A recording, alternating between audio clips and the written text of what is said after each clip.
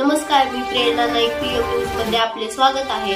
आपण पाहत आहात पीएम न्यूज. चला तर मग उर्वरित बातमी. राजाभाऊ राऊत, नगराध्यक्ष सुजाता डोळस, पंचायत समिती उपसभापती संतोष निंबाळकर, जिल्हा परिषद सदस्य मकरंद निंबाळकर, पीएम ग्रुपचे बाबा वाघमारे, माजी महापौर संभाजीनगरचे विकास जैन, उपजिल्हा प्रमुख रात्री सुरडकर, नगरसेविका वैजनाथ आदमाने, बाबा गायकवाड, दशरथ कसबे, संपत भेंडे, अरुण सावंत, सीओ वैरागचे नगर परिषदच्या विद्या पाटील, पीआय कुंदन गावडे, सामाजिक न्यायाचे यांचे उपायुक्त सुदर्शन चव्हाण, तहसीलदार शेख, गावातील सर्व गावकरी बंधू आणि भगिनी, वैरागच्या या गावातील काही मंडळीने गेली 15 दिवस माझा पाठलाग करून तुम्ही कसंही करून वैरागला या.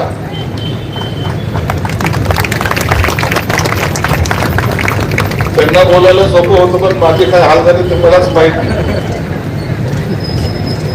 काल कॅबिनेटची बैठक झाली, 3 वाजता मुंबई निघलो. मुंबई मार्गात पुन्हा असा सोलापूर करत आता येतो.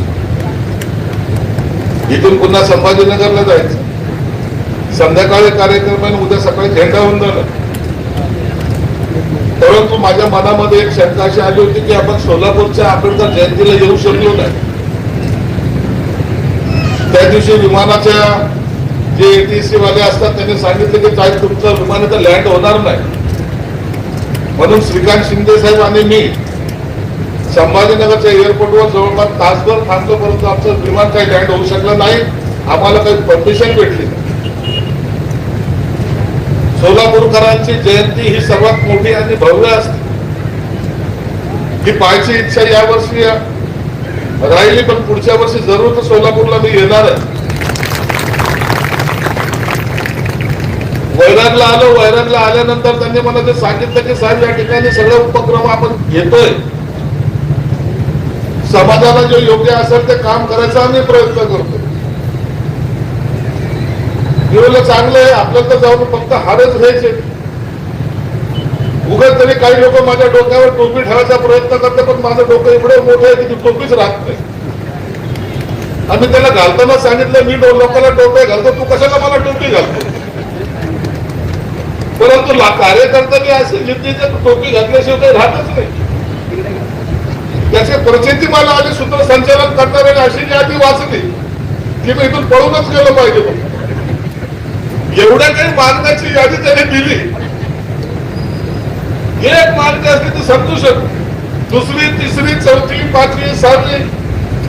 अरे मी जर एवढ्या मागण्या एकाच जर मान्य केलं तर सरकारमध्ये राहून मला ठेवतील का नाही.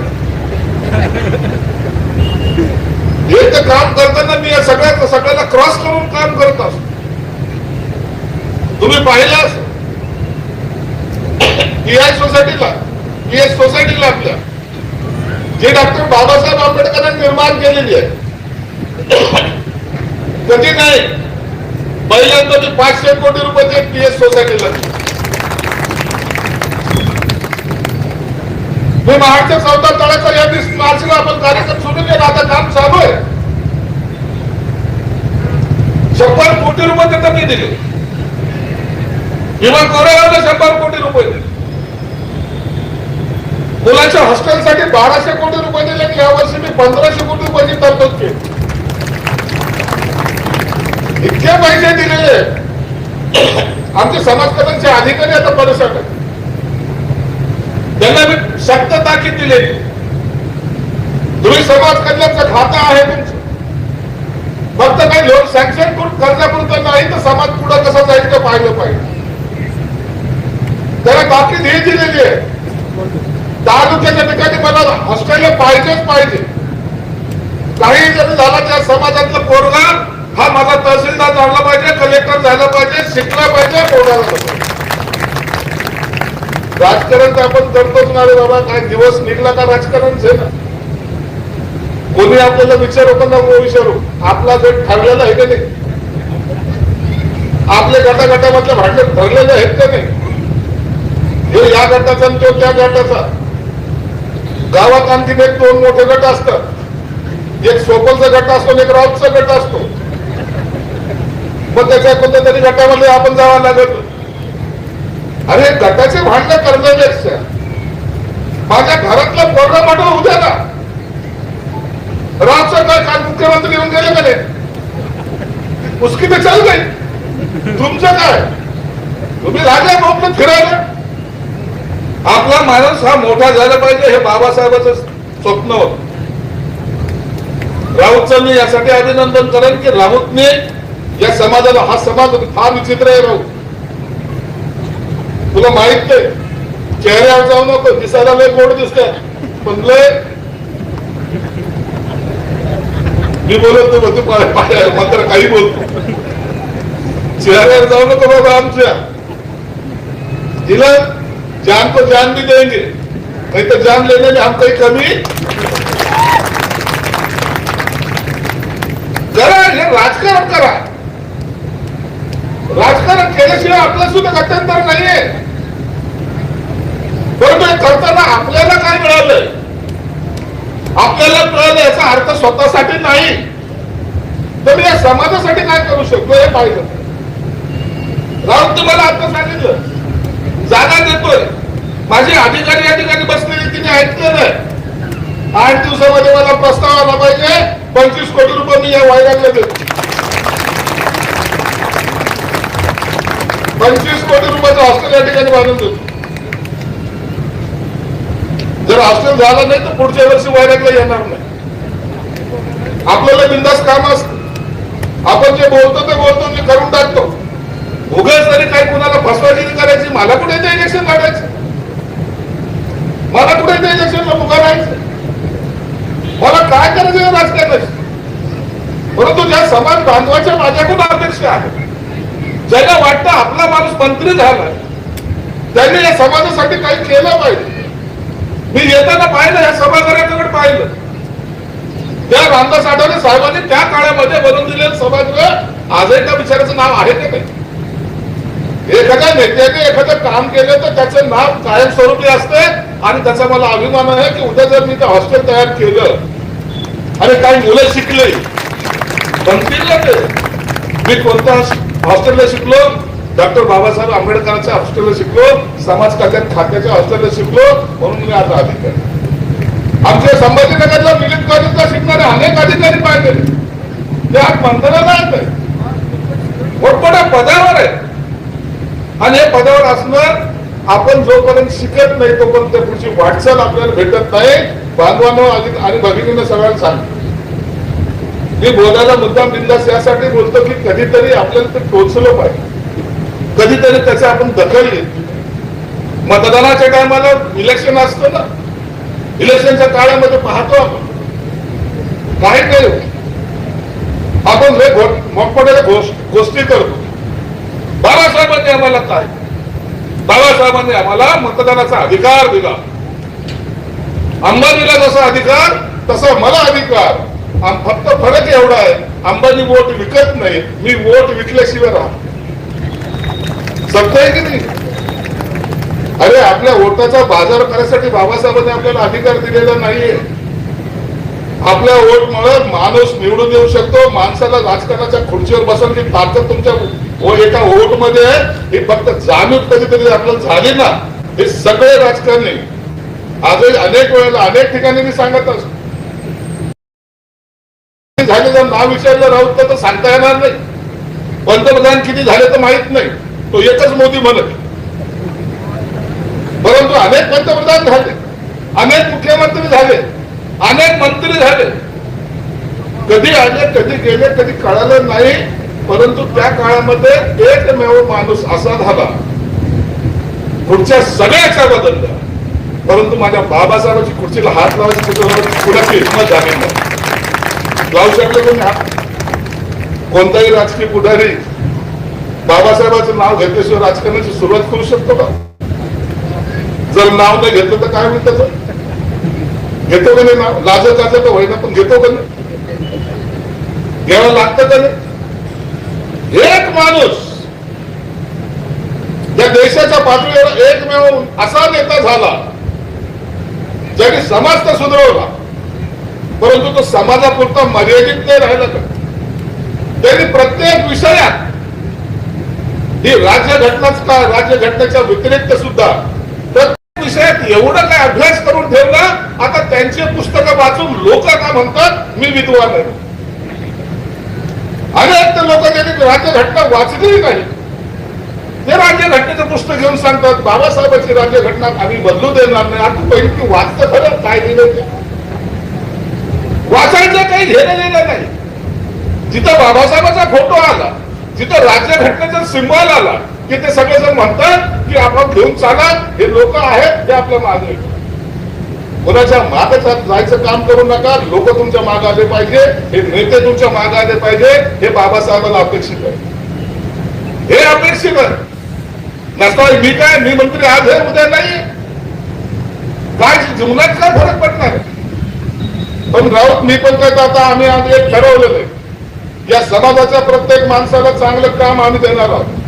माझ्याकडे अनेक योजना आहेत. आता जो काही पाढा वाचला त्यांना सांगतो फक्त तुम्ही एक 4 लोक, एक समाजातले 4 लोक एकत्र या, ज्या माझ्या योजना त्या समजून घ्या. अरे तुम्ही 2-5 लाखांना लाख रुपयाच्या लोन मध्येच अडकलेले आहात. माझ्याकडे 100 कोटी पर्यंत मी लोन देऊ शकतो एवढी ताकद माझ्यात आहे. पण आमच्याकडे त्या स्कीम आहेत. पण माहिती आहे का कोणाला? आधार कार्ड द्या, राशन कार्ड द्या, 2 फोटो द्या, तुम्हाला 1 लाख रुपयाचं लोन देतो असे म्हणणारे लजन येतात ना घरी. आणि आपण ते बरोबर आधार कार्ड तर जातोय, राशन कार्डाची झेरॉक्स तर घेतो, 2 फोटो घेतो, बाई 1 लाख रुपये देतो. अरे तुम्हाला कर्जाच्या खाईमध्ये जाण्यापेक्षा व्यवसाय करून थोडं मोठं व्हा ना. लोकांना नाव ठेवू नका. आपल्याकडे एक फक्त पद्धत आहे, आपण लोकांना नाव ठेवतो जास्त. हा कसा मोठा झाला, तो कसा मोठा झाला त्याच्यावर आपली चिंता म्हणून असते.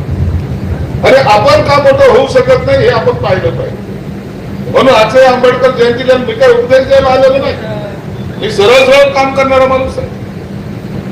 राऊत या टायमाला आता मी बौद्ध गयाला अनेक आमच्या समाज बांधवाची इच्छा आहे की त्या ठिकाणी चांगलं सभागृह व्हावं, त्या ठिकाणी राहायची व्यवस्था व्हावी. महाडला मुख्यमंत्री आले, मुख्यमंत्र्यांच्या समोर सांगितलं साहेब हा समाज जातो बौद्ध गयाला, रेल्वे स्टेशनवर झोपतो, कुठं रस्त्यावर झोपतो आणि बौद्ध गयाचं दर्शन घेऊन येतो. बरोबर आहे ना?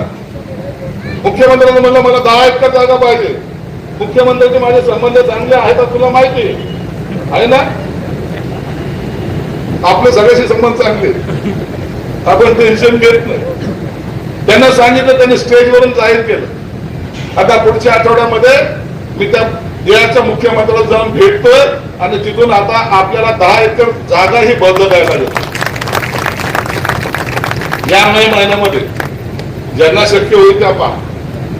बौद्ध गयाला मी 3 ट्रेन काढतोय. एक संभाजीनगरहून काढतोय, एक नागपूरहून काढतोय, एक मुंबईहून काढतोय.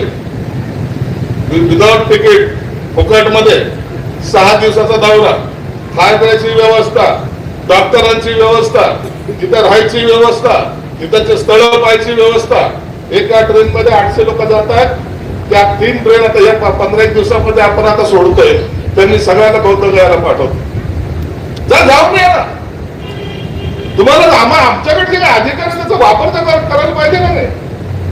आणि हे सर्व फ्री करतोय आपण. समाज भूषणाचे पुरस्कार दिले. कसे दिले पुरस्कार? ज्या ज्या लोकांना समाज भूषण पुरस्कार मिळालेत ना गेल्या वर्षी, या वर्षी आता पुढच्या महिन्यात मिळतील. मी असे तसे देत नाही. तुम्हाला समाज भूषण पुरस्कार जाहीर झाला, घेऊन ते शिल्ड घेऊन जा आणि सर्टिफिकेट घेऊन जा. नाही, समाज भूषण पुरस्कार देताना सुद्धा मी त्या सगळ्या समाजामध्ये काम करणाऱ्या लोकांना मुंबईच्या सगळ्यात उंच हॉटेल आणि सगळ्यात चांगले हॉटेल ट्रायडन मध्ये ठेवलं. नवरा बायकोला ट्रायडन मध्ये ठेवलं. तुम्ही इथं किती भांडत असाल मला माहित आहे, पण तिथे एक दिवस का तुम्ही चांगले व्हा. त्यांना ट्रायडन हॉटेल मध्ये ठेवलं मी. ज्यांना ज्यांना भेटतो त्यांना विचारा एकदा फोन करून काय होईल असतो. माझ्या समाजामध्ये तळागाळामध्ये काम करणारा माणूस त्याला कधी सन्मान मिळताना मोठा मिळाला पाहिजे. मागच्या वेळेला समाज भूषणाचा पुरस्कारची प्राइस होती 25,000 रुपये, आता 75,000 रुपये. पण आता या 15 दिवसानंतर ती यादी जाहीर होईल. समाज दुसऱ्या आता ते छाननी सुरू झालेली. आणि म्हणून सर्व बंधू भगिनीला एक विनंती, या समाजामध्ये काम करताना अडचणी येतात. अडचणी कुणाला येत नाही. मी गेले 42 वर्ष राजकारणामध्ये, अडचणी आम्हाला आल्या नसतील. अडचणीवर मात करायला शिका. अडचणीसाठी रडत बसू नका. आपण रडत बसलो तर लोक आपल्याकडे पाहून हसतात, हे लक्षात ठेवा. आपण हसत राहिलं पाहिजे तर ते ऑटोमॅटिक रडतील. आपलं दुःख कधी कुणाला सांगू नका. आपलं दुःख सांगत बसले तर लोक त्याची मजाक उडवतात. यांना तर ही सवय म्हणतात, हे तर हेच आहेत म्हणतात, यांना तर असंच पाहिजे म्हणतात. मदत करणं दूर, 4 गोष्टी याला ध्यानाच्या उलट आपल्या विरोधात बोलायला सुरुवात केली. म्हणून चांगलं राहा. बाबासाहेबांनी तुम्हाला जे दिलेलं पाठबळ आहे, जे अमृत तुम्हाला पाजलंय, त्याच्यामुळे आज आम्ही या स्टेजवर उभा आहोत. आम्ही सुटाबुटात राहतो. आता माझी गाडी पाहत कशी, माझं राहणं पाहणं कसं आहे, माझे सहकारी पाहत कसे, सगळे सोनं चांदीने सगळे गजबजलेले आहे. ही कुणाची कृपा आहे? त्या एका बाबासाहेबांमुळे तुमचं आयुष्य त्यांनी बदललं ना. अरे तुम्ही असलेलं गुलाम तुम्हाला माणूस केलं ना एका माणसाने. काय ताकद आहे ती. म्हणून बाबासाहेब आंबेडकरांची जयंती ही साधी कधीच निघत नाही. महिनाभरात जयंती साजरी होती. दुसरे अनेक महापुरुष आहेत, फक्त फोटो ठेवतो त्याला हळ टाकतो. आम्ही पण असंच करतो. फक्त कधी त्याच्या रॅल्या निघताना आम्हाला दिसलं नाही. आणि ते सुद्धा महात्मा झालेले, त्यांच्या रॅल्या कधी पाहायला मिळाल्या. परंतु त्यांच्यावर टीका करण्यापेक्षा माझ्या बाबासाहेबांची आंबेडकर जयंती दरवर्षी तितक्या जोशात जल्लोषात तेवढ्या जास्त प्रमाणात नाही. जयंती ही वाढत चाललेली, कधी कमी झालेली आपल्याला पाहायला मिळत. मी तर सहज कधी कधी गप्पामध्ये म्हणत असतो. एखाद्या माणसाला विचारलं ना, हे जेवढे बसले आहेत ना विद्वान लोक, यांना जर विचारलं ना बायकोचा वाढदिवस कधी, सांगता येणार नाही. जेव्हा बायकोचा वाढदिवस तेव्हा भाऊ कशाला त्यांना त्याच्या दिवसाची आठवण करून देतात. तुम्हाला वाटत असं सगळे काही फ्रेंड बिल करता बायको असं काही, परंतु आता ते चाललं. परंतु त्यांना तो वाढदिवस म्हणजे मजाकचा विषय. नाही तर मग शिरसाट काय बोलले, आमच्याकडे चॅनल वाले असे आहेत ना, मंत्री काही बोलला तर त्याची आमची बातमी करतात. म्हणून मला काही चिंता नाही, मी बोलतो. यांना माहित नाही बायकोचा वाढदिवस कधी. फार कमी लोकांना माहिती असत. मुलाचं तर लक्षात राहिलं तर कामच नाही. परंतु एक असा वाढदिवस आहे ज्या दिवशी माझ्या घरातला, माझ्या कुटुंबातला, म्हातारी माझी आई असेल, माझा बाप असेल, माझी बायको असेल, माझा मुलगा असेल, मी असेल, नवीन कपडे घालतो आणि त्या दिवशी जोरात होतो बाबासाहेब आंबेडकर जयंतीचा त्यांचा वाढदिवस नाही, आज आमच्या कुटुंबाचा वाढदिवस. घालतो का त्या दिवशी, उठतो का नाही त्या दिवशी. 14 एप्रिल आपल्या अंगात येते की नाही येते, सगळ्या कुटुंबाच्या, सगळ्यांना वाटतं की नाही आज आमच्या घरामध्ये वाढदिवस. हा वाढदिवस यासाठी ते साजरे करतात ते त्याच्यामुळं त्यांना त्या गुलामाला माणूस बनवणारा एक असा महापुरुष होऊन गेला. त्याने अख्खा समाज बदलवला, समाजाला ताकदही दिली, समाजाला दिशाही दिली आणि समाजाला प्रगतही केली. स्वतःच्या नावावर ठेवलं नाही. मी PS सोसायटीतून पैसे दिले 500 कोटी रुपये. सोसायटी बाबासाहेबांच्या नावावर नाहीये. त्यांच्या घरातला एकही सदस्य त्याच्यात नाहीये. त्यांनी समाजाला दान केले. त्या काळामध्ये 300 एकर जमीन, आज ती किती कोट्यवधीची असेल, सिद्धार्थ कॉलेज किती कोट्यवधीचं असेल, त्या सगळ्या जमिनी त्यांनी ट्रस्टला देऊन टाकल्या आणि सांगितलं समाजाच्या पोरांना शिकवा. इतका मोठा विचार. आज आपल्याकडे 1 एकर जमीन असली तर कोणत्या पोराला द्यावं याच्यावर आपल्याकडे भांडण चालत असते. आणि त्या महामानवाने स्वतःच्या कमाईतून जी जमा झाली होती, समाजाच्या दानातून जी जमा झाली ती समाजासाठी देऊन टाकली. म्हणून त्या महापुरुषाची जयंती आज साजरी करताना मला इथं बोलवलं. वैरागला येताना एक कौटुंबिक नातं.